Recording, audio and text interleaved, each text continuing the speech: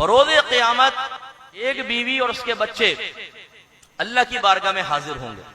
बाप को बुलाया जाएगा, कठेरे में बाप आएगा, दावा इसके खिलाफ है, ये मुद्दई है खुद उसके खिलाफ, जिसने खाना दिया था, जिसने कपड़े दिए थे, जिसने इनकी खुशनूदी और इनके चेहरे पे फैली हुई मुस्कुराहट देखने के लिए हराम कमाया था, उसे खड़ा किया जाएगा। हाँ भाई बोलो क्या कहना चाहते हो? ये बीवी बच्चे कहेंगे कि या रब्बे करीम, इसने हमें हराम खिलाया, हलाल नहीं खिलाया। अगर हलाल खिलाता हम हलाल खाते, आज इससे हमारा हिसाब है।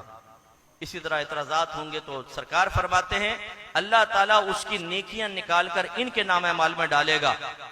हिसाब पूरा नहीं होगा तो इनकी बुराइयां निकाल के उस शख्स के नाम अमाल में डाली जाएंगी और अल्लाह ताला की तरफ से हुक्म होगा इसको जहन्नम में डाल दो।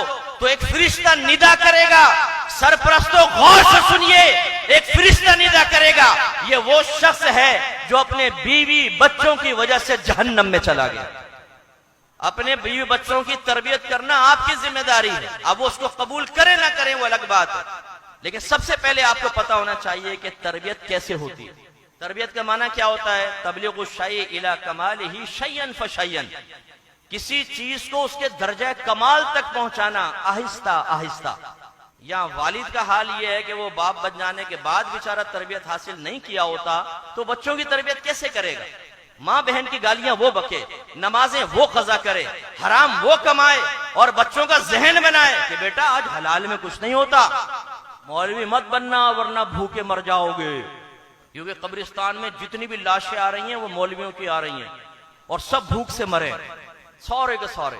उनके बीवी बच्चों के जनाजे आ रहे हैं, भूख से तड़प तड़प के मर गए। क्योंकि जो दाढ़ी वाला होता है, जो नेकी पे चल रहा होता है, जो कुरान और हदीस पे अमल करता है, अल्लाह ताला उससे रिस्क को रोक लेता है। और जो शैतानियत करता है, जो फसाद करता है, जो अल्लाह के कानून को तोड़ता है, जो हराम कमाता है, तो अल्लाह की नेमतें उसकी तरफ मुतवज्जे होती हैं, अल्लाह की रहमत उस पर नाजिल होती है। बेटा चाचा भी आ जाता, देखो बेटा हमारी बात मानो, तुम्हारे चाचा ने देखो 4 बंगले बना लिए हैं। चाचा जी ये बंगले कब्र में नहीं जाएंगे, तुम्हें पता चलेगा। आज तुम आके किसी के बच्चे को हराम का रास्ता दिखा रहे हो, कल फरिश्ते तुम्हें जो मार लगाएंगे तुम्हें मालूम होगा। किसी की आखिरत बर्बाद करने का अंजाम क्या होता है तुम्हें पता चलेगा। यहां तुम आके मशवरा देते हो, अगर माँ बाप राजी भी हो जाए कि बच्चे को आलिम बनाए, मुफ्ती बनाए, तुम्हें क्या तकलीफ होती है? तुम घुस जाते हो बीच में। भाई देखो मौलवी बनाओगे, आज मौलवियों का कहीं गुजारा नहीं है। हाँ शैतान बन जाओ, शैतानों का गुजारा है। जो नबी का वारिस बने उसका गुजारा नहीं है। आपके नबी इरशाद फरमाते हैं अल उलमा वरसतुल अंबिया, उलमा नबी के वारिस हैं, वारिस नबी तो ख्वार हो जाएगा और ये जो शैतान का वारिस बना हुआ ये आबाद हो जाएगा। मैं आप सबसे गुजारिश करता हूं मेरे भाई के तरीके पे अमल कीजिएगा। मेरा भाई बेअमल आदमी है, नमाज पढ़ता है, लेकिन आप देखेंगे तो मुझ में उसमें जमीन आसमान का फर्क।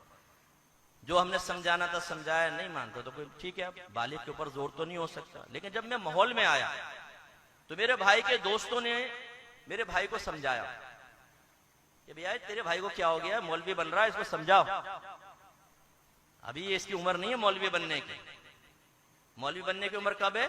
जब बिल्कुल यूं हो जाना, कौन आया तब मौलवी बनना। जवानी में कोई मौलवी बनते हैं? जब पेट में हाथ नहीं, मुंह में दांत नहीं, तब मौलवी बनते हैं। इनके नजदीक, आपकी बात नहीं कर रहा हूं, इन लोगों के नजदीक। मुझे कहा कि अपने भाई से कहो अभी तो जवान है, अभी क्या कर रहा है? मेरे भाई ने जवाब दिया, देखो अगर हमें अमल की तौफीक नहीं है ना तो हम किसी को रोकेंगे भी नहीं। ये जवाब मेरे यहां फिट है। अभी तक कितने साल हो गए, लेकिन अच्छा जवाब दिया। खुदारा आप में अगर कोई ऐसा बैठा हो जो दीन के लिबादे में दीन का दुश्मन हो, जो दीमक की तरह अपने दीन को चाट रहा हो और उसको खत्म करना चाहता हो, दीन की इमारत गिराना चाहता हो, गलत मशवरों के साथ अपने बच्चों को रोकने की वजह से, दूसरों को गलत मशवरा देकर उनके बच्चों को रोकने की वजह से आखिरत बर्बाद हो जाएगी। याद रखो, जिसने दीन के खिलाफ, उलमा के खिलाफ कभी भी कोई काम किया वो कभी राहत नहीं पाएगा। आपके नबी ने इरशाद फरमाया, आलिम बनो या इल्म सीखने वाले बनो या आलिम की सोबत में रहने वाले बनो या आलिम से मोहब्बत करने वाले बनो। फिर फरमाया 5 में मत बनना वरना हलाक हो जाओगे। उलमा का मजाक उड़ाने वाले, उलमा की लेग पुलिंग करने वाले, सोशल मीडिया पे उनके जोक्स बनाने वाले, वो सब के सब हलाक होंगे, आपके नबी ने फरमाया।